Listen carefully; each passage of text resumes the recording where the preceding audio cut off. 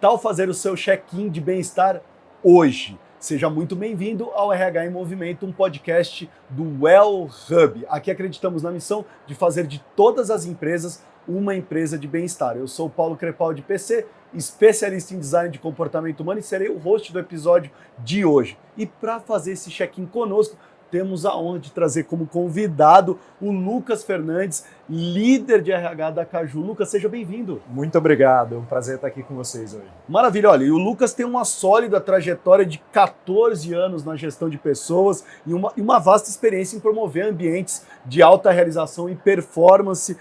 Tem liderado a área de gente e gestão da Caju, apoiando o crescimento exponencial da empresa. Nós vamos querer discutir muito e trazer muito desses assuntos aqui, porque o tema do nosso episódio de hoje é o futuro do trabalho e a qualidade de vida dos colaboradores. E eu queria começar por aí, Lucas, como você enxerga o papel de um líder, que é o teu caso, na evolução desse ambiente de trabalho? Maravilha. Eu acho que esse tema é um tema que me interessa muito, porque conforme a gente vai avançando na questão de carreira, eu acho que todo mundo vai sentir uma certa estafa e vai tentando encontrar o seu próprio equilíbrio, né? O balanço de como é que eu continuo tendo uma performance bem bacana, entregando e ao mesmo tempo me respeitando, conseguindo fazer isso, né? Tem um livro muito interessante que eu li recentemente por indicação, que é um livro que ele fala sobre a vida de 100 anos. Então, basicamente, a tese do livro são dois estudiosos que vão olhar e vão falar, gente, a gente vive como se a gente tivesse ainda uma expectativa de vida de 65, 70 anos, mas, na verdade, a nossa geração, em determinado recorte social e tudo mais, a gente vai, muito provavelmente, viver até quase 100 anos. Dá para viver aquela vida de estresse no trabalho, indo até o limite, até os seus 80 anos para depois se aposentar? Não dá, né? E tem muitas coisas que a gente precisa ponderar. Então, eu acredito muito que a liderança de RH deve olhar para o longo prazo, de como é que a gente consegue olhar para as equipes e trabalhar esse balanço entre a entrega, mas sem a gente levar as pessoas para além do limite, sem a gente buscar essa coisa do curto prazo, de assim, vamos entregar tudo muito rápido, muito pro agora. Não, vamos olhar para essa pessoa que, se ela ficar com a gente uma jornada, uma trajetória maior, entregando muito bem, fases que de repente ela vai ter que tirar um pouquinho o pé do acelerador e vai ter que focar em algumas outras coisas, seja na saúde, na vida pessoal, tá tudo bem, porque no final do dia o filme ele é bacana. Se a gente só ficar olhando a fotografia, eu acho que é muito estafante para todo mundo. Não, perfeito. Eu queria te perguntar, então, dentro disso, quais são, então, as práticas que você considera que são fundamentais para garantir, né, um ambiente de trabalho saudável e, como você colocou, sustentável? Boa.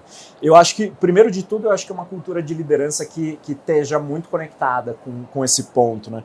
Acho que a nossa geração, principalmente, que viveu anos 90, 2000, e que era uma cultura de vamos trabalhar e fazer e deixa a sua vida pessoal para fora do trabalho, né? Tem até aquela série da Apple Series que é o Severance, né? Que a pessoa ela corta uma conexão cerebral para você entrou, você não lembra de nada que está lá fora, você saiu, você não lembra de nada que está lá dentro. E a gente sabe que isso não é verdade. A gente leva o estresse da vida pessoal para dentro do trabalho, a gente traz a vida de trabalho para fora, a nossa vida pessoal.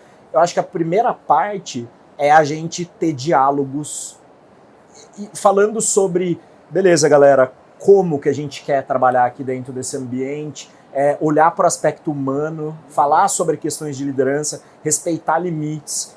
Eu gosto muito de trabalhar a questão do conceito de vulnerabilidade. Eu acho que esse é um ponto bem importante da gente entender que, olha, vamos fazer negociações o tempo todo. Então, para mim, duas coisas que a gente trabalha bem forte na Caju. Uma, a gente desenvolver a liderança para esse ambiente de trabalho inclusivo, dizendo o que para a gente são limites importantes, de como você não pode cobrar até o estresse, ou como você vai cobrar resultados, mas de uma maneira empática também. E o segundo ponto é de você fazer check-ins em relação à perspectiva das entregas e as expectativas constantes, porque daí eu não deixo um estresse para você de falar, ó, daqui a 8 semanas eu espero disso, eu vou na 7ª virar e te falar, e aí? E aí você vai falar, putz, eu não deu por conta disso. Não. Vamos fazendo isso constantemente, a gente vai refazendo os combinados, né? Uma empresa que cresce, principalmente tão rápido quanto uma startup e tudo mais, se a gente não tira o olho da bola, as expectativas elas mudam o tempo todo e isso vai gerando muito estresse nas pessoas. Parece que eu nunca estou chegando onde eu deveria chegar, né? Então esses realinhamentos de expectativa para a gente eles são super importantes. Eu achei muito legal, Lu, que você trouxe isso, né? Essa questão do limite. Às vezes essa conversa ela é muito subjetiva, né? Como é que vocês colocam isso para concreto, né? Vocês trazem exemplos? Como é que funciona isso lá na Caju? Legal. Bom, na Caju a gente tem a questão dos OKRs, né? Daqueles objetivos que eles são de fato aspiracionais ou que a gente quer chegar, mas o tempo todo a gente está reavaliando com... Eu vou dar um exemplo prático, vai. Então eu tenho 7 squads de tecnologia trabalhando em paralelo. E eu vou entender um pouco de qual que é a média do ritmo que esses squads conseguem chegar. Com base nisso, eu consigo ter uma ideia de quais são os squads que estão indo mais rápido, quais são os que estão indo um pouco menos rápido. E aí a gente vai trabalhar com esses squads que estão indo um pouco mais devagar para entender, tá, que tipo de barreiras, o que vocês estão olhando, o que vocês estão fazendo, conversas individuais para entender como é que as pessoas estão, será que elas estão jogando nas melhores posições? Então, é subjetivo. E eu gosto também de trazer uma coisa, o nosso trabalho na parte de gestão de pessoas, ele é subjetivo, porque ele é de pessoa para pessoa, né? Que se fosse uma coisa mais máquina, mais automatizada, a gente podia tirar a subjetividade da sala. No final do dia, a gente quer preparar muito bem essas lideranças para ter conversas do tipo, olha, tudo bem, entendemos esse período, estou entendendo que essa entrega não está acontecendo, vamos avaliar mais 30 dias, vamos entender, vamos olhar a média desse filme para entender, porque olha, talvez se forem 2 meses e você não está conseguindo entrar na velocidade que a gente espera, putz, vamos entender, então vamos entender se tem algum ponto que a gente precisa desenvolver, se tem algum suporte que está te faltando e tudo mais. Então, assim, eu não tiraria o subjetivo.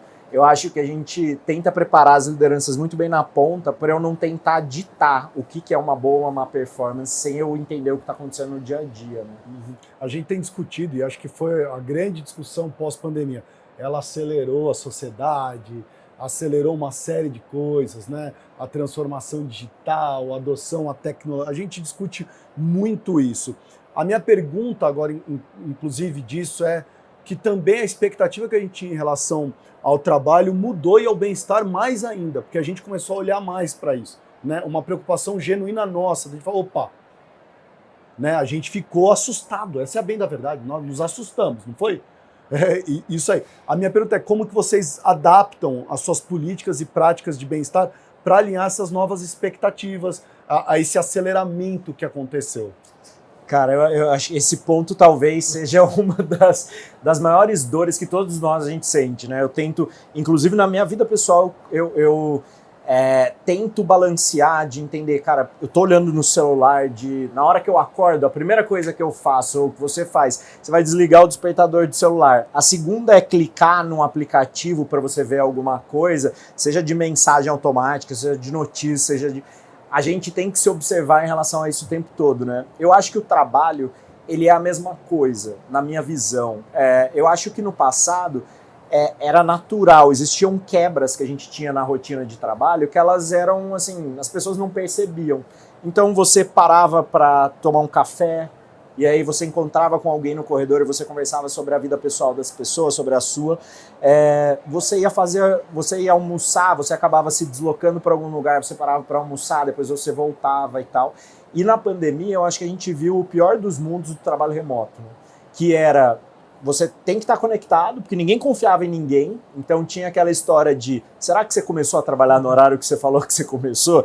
Será que você está parando à tarde para fazer alguma coisa e tudo mais? Então acho que a gente viveu o pior, era uma sensação de eu tenho que me provar o tempo todo, ninguém sabia o que ia acontecer e tudo mais.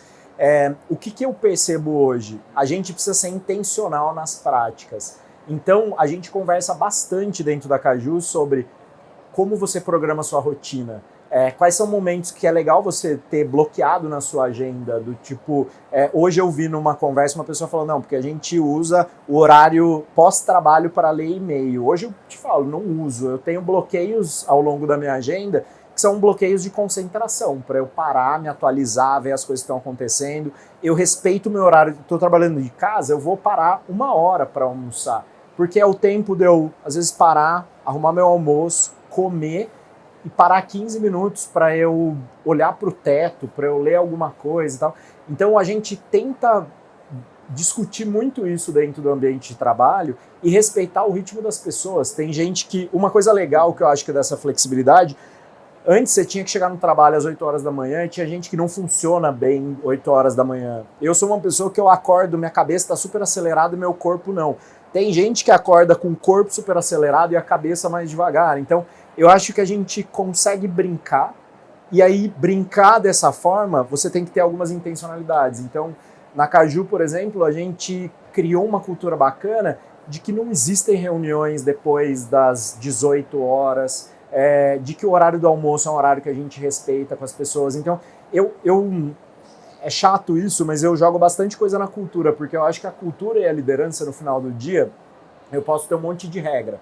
Se essas regras elas vão acontecer na prática ou não, vai depender das pessoas que estão envolvidas ali, né? Não, sem dúvidas. Você tocou num ponto, Lucas. Eu não falei para o Lucas é psicólogo, né?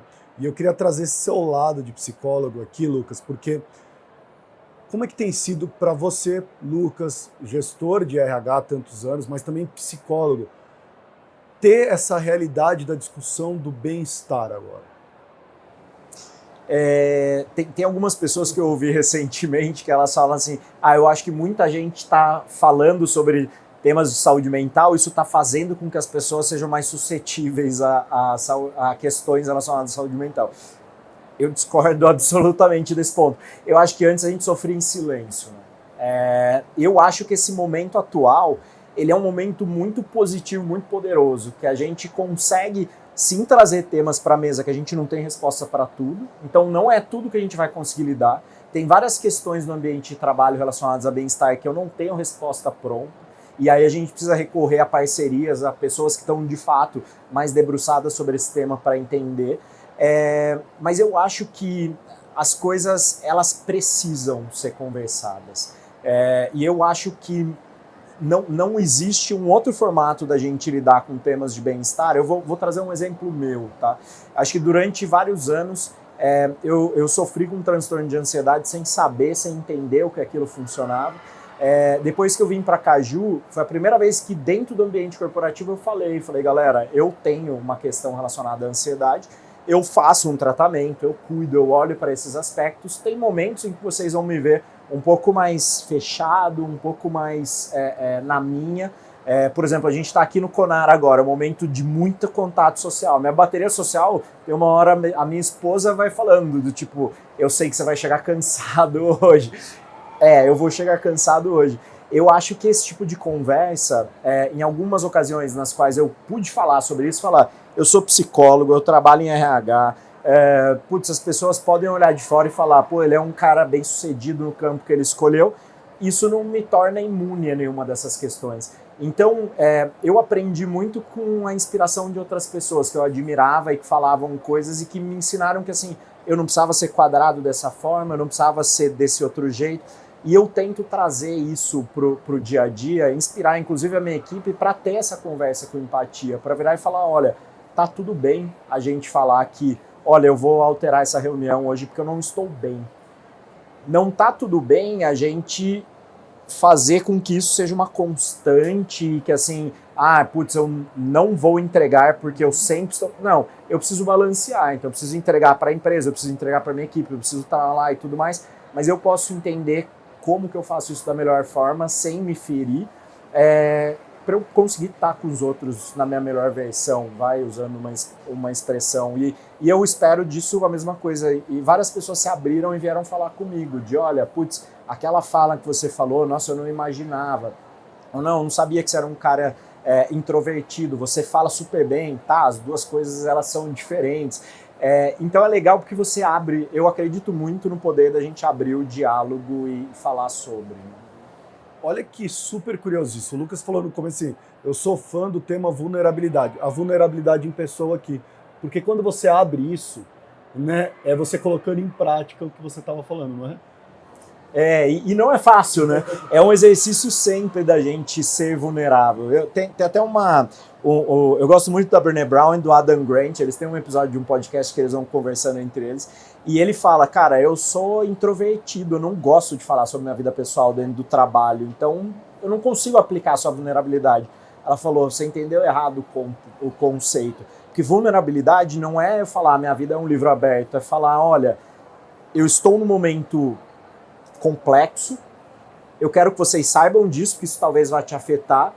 Eu não quero que você me pergunte detalhes, porque eu não estou afim de falar sobre o que está acontecendo. Então, vulnerabilidade quer dizer falar sobre os seus limites com as pessoas, não é abrir a sua vida e dizer o tempo todo tudo o que está acontecendo. Uhum. Então, posso dar uma outra dica? Não sei se você conhece. Você falou da Brené, eu também adoro ela, mas tem um podcast que gravou Brené Brown e a Esther Perel, tá? Que elas falam sobre IA, mas não é IA que vocês estão acostumados, ela fala de intimidade artificial, né? Que é sensacional, né? Que ela discute isso, como a gente tem perdido isso, né? Como tem se tornado as relações artificialmente, né? E a gente não está mais presente para se relacionar. Então, assim, fica aí a dica também para quem gosta. Então, 2 dicas para vocês de quem gosta. Bom, como startup, eu vou ter que tocar nesse assunto que são tecnologias, tá? Eu quero falar de tecnologias, a inteligência artificial. Como é que você vê o impacto disso tudo na qualidade de vida dos colaboradores? Até porque a discussão dessas tecnologias fala assim, mas está otimizando o ambiente de trabalho. E aí, Lucas? Eu acho que assim, tirando o elefante da sala, eu acho que o primeiro impacto da inteligência artificial talvez é criar um mundo muito mais ansioso do que era. Porque toda vez que aparece um negócio que a gente sabe que vai ser disruptivo, que vai mudar, a gente se fecha naquela ostra de falar, cara, eu não quero... A gente como ser humano tende a dizer, eu não quero a mudança, me deixa onde eu tô confortável e tudo mais, e vai gerar insegurança em muita gente. Eu vou perder meu emprego, o que isso vai ter? Então, eu acho que assim, não dá para negar esse impacto na parte social. Para mim, primeiro ele vai trazer muita ansiedade. O segundo, para mim, depende muito de como a gente vai usar isso como ferramenta. Eu acho que é uma coisa, eu não sei se você tem o ChatGPT instalado no seu celular, provavelmente tem. Eu também. Então, assim, eu também. É uma ferramenta que me ajuda muito. Mas eu acho que é esse o ponto, ele é uma ferramenta. Como a gente vai usar, eu acho que vai dizer muito sobre isso. Ele pode colocar mais pressão na gente, ou ele pode aliviar muitas pressões que a gente tem hoje. Enfim, tem N camadas aí dessa discussão na economia, dos impactos que isso vai ter. Tem já uma galera grande falando sobre a questão de um salário universal para você compensar a perda dos empregos. Enfim, tem muita coisa que a gente não sabe. O que eu sei é que, da mesma forma como a gente está aqui, tô vendo 2 tecnologias aqui em você, a gente tem as câmeras, tem não sei o quê, não dá para a gente eliminar tudo isso. Eu acho que é uma realidade que está aí e a gente vai ter que fazer um bom uso disso e a gente vai ter que ser bastante inteligente para a inteligência artificial não virar aquele chamador que todo mundo detesta, que você atende o telefone e fala: olá, eu estou falando com Lucas? Então, assim, isso pra mim é um péssimo uso. Ninguém quer falar com essa porcaria. Só que assim, só que quando eu ligo em algum lugar e um atendente virtual me atende, às vezes é bom pra mim. Por quê? Porque daí eu vou resolvendo, as coisas elas já estão por ali. Então eu sou muito dessa visão, sabe, Paulo? De assim, cara, pode ser muito ruim ou pode ser muito bom. Eu acho que vai ser algo no meio do caminho. Mas o impacto atual, eu acho que a gente precisa falar bastante sobre esse tema, porque tem um elefante na sala, né? Sim. E eu gosto de discutir muito, Lucas, não sei o que você acha, eu brinco, né? A gente está nessa era transitória do Homo sapiens para o Tecno sapiens, né? E eu brinco muito, falo, cara, não sei se é parar, mas a gente está muito mais ciborgue do que a gente imagina, né? Porque assim, a gente tem utilizado demais essas ferramentas como assistentes para operacionalizar outras coisas nas nossas vidas. Então, isso é um comportamento de ciborgue, quando você tem isso como quase que um complemento do teu corpo. O smartphone, né, que é quase um complemento da tua mão, né, do teu cérebro para algumas coisas, né? Então, eu acho isso incrível e tem que ser discutido, né, para a gente entender também onde que anda isso, onde que caminha, né, para a gente também não exacerbar muitas coisas e não perder isso. E só um comentário, desculpa até te interromper, Paulo, mas para mim, um papel social que o RH precisa exercer, e não só o RH, mas todos os profissionais que estão envolvidos na parte do desenvolvimento, é educação. porque a gente está falando aqui com um público que entende o que é inteligência artificial. Mas a gente tem muita gente que está super assustado, não está entendendo onde a gente está pisando. E, cara, eu acho que a gente precisa trazer as pessoas e educar para a adoção da tecnologia, né? Perfeito, não, excelente. Agora, quando você pensa na expressão futuro do trabalho, que é uma coisa que a gente fala muito, né, tem se discutido muito, para você, quais são essas mudanças do futuro do trabalho? O que passa na tua cabeça, Lucas? Muito, cara, eu acho que tem um negócio para mim que seria talvez o mais óbvio que a gente menos está discutindo nesse momento. Eu achei, na pandemia, eu detestava a expressão novo normal, porque eu falava, caramba, isso era o meu Lucas querendo, não, velho, eu quero voltar para minha vida que era muito legal antes e tal. Depois eu falei, beleza, tem coisas aqui que a gente vai poder aprender. A gente aprendeu, e eu acho que a gente desaprendeu muito rápido, esse é o primeiro ponto. Quantidade de empresas assim, para mim é um argumento, me desculpem todas as pessoas, mas assim, para mim é um argumento muito pobre a gente dizer que o trabalho remoto não é eficiente ou não gera performance. E eu também não estou sendo advogado do vamos para o 100% remoto, que esse é o modelo ideal. Não, eu acho que existem ferramentas que você pode usar no momento certo, no lugar certo. Nesse sentido, para mim, uma coisa que era das mais antigas que eu via é, tá bom, será que você pode, em alguns momentos, trabalhar part-time? Quantas empresas hoje têm colaboradores part-time? Sei lá, poucas. Esses colaboradores part-time normalmente vão estar em cargos operacionais e você vai contratar uma mão de obra para alguns momentos específicos. Voltando no ponto do livro lá da vida de 100 anos, tem momentos da sua vida que você está no acúmulo e no pico da sua carreira. Tem momentos em que talvez você tenha um nível de conhecimento muito bom, você seria fantástico para uma empresa, mas você está disposto a trabalhar part-time.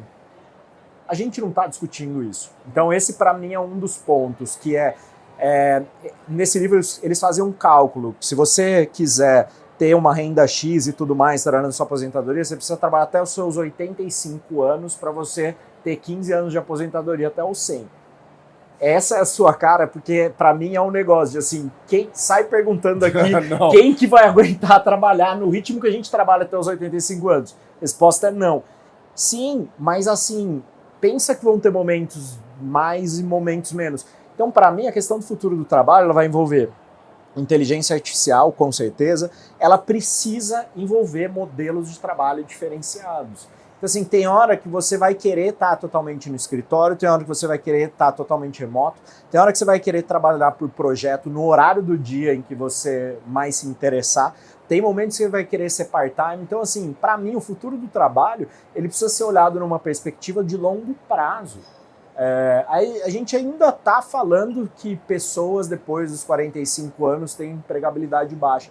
Gente, se a gente está falando que nós vamos chegar até os 85 anos, a gente está falando que metade da população não vai ter uma fonte de renda até o final do tempo na aposentadoria. Aí a gente vai falar, eles ficaram velhos e cansados. Gente, isso é um absurdo falar um negócio desse. Então o ponto é, para falar o futuro do trabalho, eu acho que a gente precisa repensar o modelo que a gente atua hoje, entender que vão existir várias formas diferentes da gente interagir, de ter empregabilidade e tudo mais.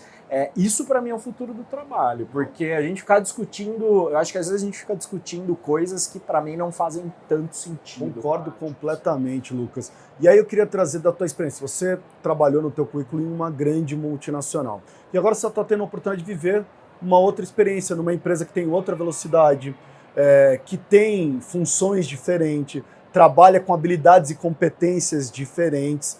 Qual que é o papel, por exemplo, do El-Hub, quando você faz essa comparação de uma multinacional agora numa startup?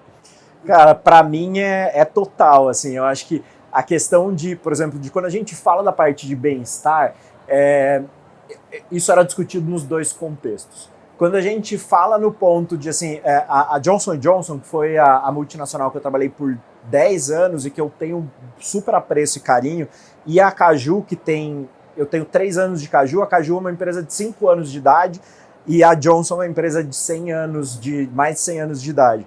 As duas empresas, elas enfrentam os mesmos desafios, que são de como eu mantenho pessoas altamente engajadas no melhor da produtividade deles, com um bom bem-estar. Eu acho que esse era um ponto muito legal. A Johnson é uma empresa de cuidado de saúde, a Caju é uma empresa de entregar sabor para a vida profissional, as duas elas acabam tendo uma visão de que assim, galera, isso aqui precisa ser muito bom, sabe? Eu não quero que você ganhe muito dinheiro, mas saia exausto daqui, ou que sua saúde deteriore. Então, para mim, a gente poder contar com parceiros e olhar para a questão de bem-estar, ela é assim, ela é tão importante nos dois contextos, assim, igualmente.